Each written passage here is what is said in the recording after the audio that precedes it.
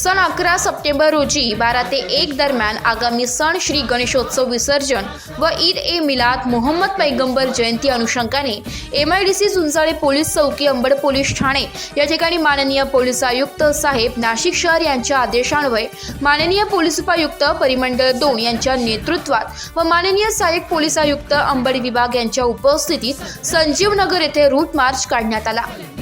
सदर route march हा हानुरी मस्जिद, छत्रपती चौक, हर्ष क्लिनिक, अंबिका संकुल, मालुसरे सभागृह, इंडियन हॉटेल, नूरी मस्जिद, संजीव नगर असा पाय रूट मार्च काढण्यात आला।